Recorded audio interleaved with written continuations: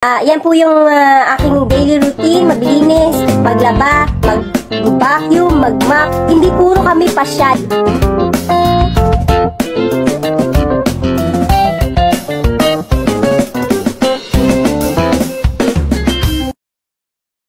Yan, marami po nagtataka, bakit mukhang hindi na raw po ako nagtatrabaho dito.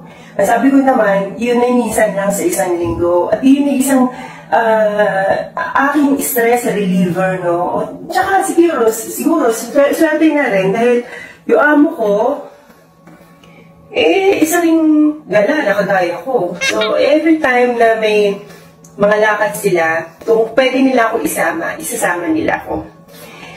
So, sa mga hindi po nakakaalam kung gaano kami kahirap at nagpapakahirap dito sa ibang bansa, para lang makapasyal at para lang makapagpadala sa inyo,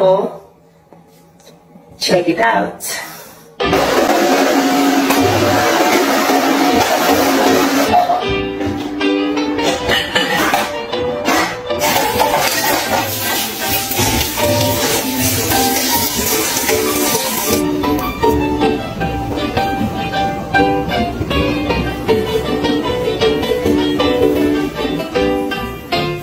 Sa baba nito, yun yung sa taas nitong market na to, yun yung flat namin.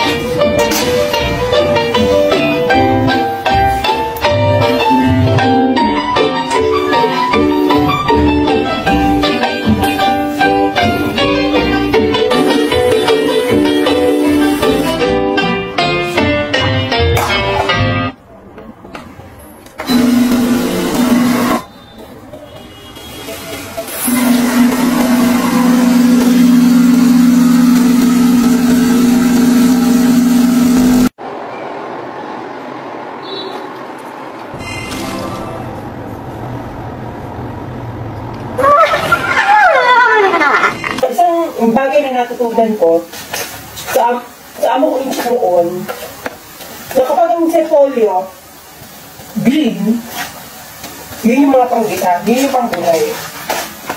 Pagka naman puti, Asian repolyo. Pag naman puti, yun yung mga pang-salad, dinalagay sa coleslaw. Pero dito, walang green, puro ganito.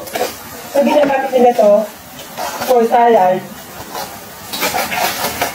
Tsaka yung doon, mga kung tawagin nila. Lahat ng mga babae nagtitinda nakapantalon. Mukhang yung repolyo. Bawal na rin ang nagbabago.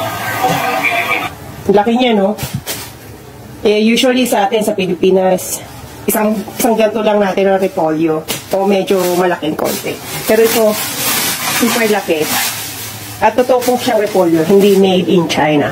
Magandang tingnan na gayahin sa mga... So ito, ready na to. One more eat. Galing-galing talaga ng yaya. Naglalagay ako ng gasa tsaka ng... Gasa talaga tsaka yung pang bond niya. Kasi naisip ko, mahirap talaga mag-isa. At the end of the day, sa haba man ng proseso, nung pinagdaanan mo sa buong araw, siguradong may kamang nag-aabang sa'yo. Kahit ano pa man sabihin nila, bakit paningala mo, una, sabihin mo na lang, hindi mo naman hinihingi sa kanila yung pinanggagastos mo. Pangalawa, alam mo sa sarili mo, na responsable kang miyembro ng pamilya at hindi mo papabayaan ang mga umaasa sa iyo back in Philippines. Pangatlo, i-post mo lang.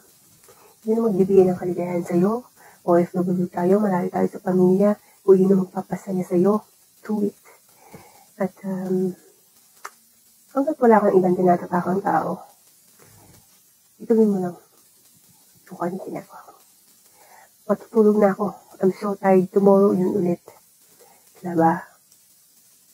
Vacuum. Mop. Luto. Alaga ng bata. Magtutulog pa. Ay, ako. Tutulog na ako. Yan po, nakita nyo na po ang aking trabaho mula umaga hanggang hapon. Kasama ang pagluluto, paglalaba, pagpaplansya, pag-aalaga ng bata, lahat na lang, pati amo mo. Lahat na lang kailangan i-please mo. Kaya yung mga nagtatanong kung bakit puro pasyal ako, bes, isang araw lang yon, bes, isang araw lang sa buong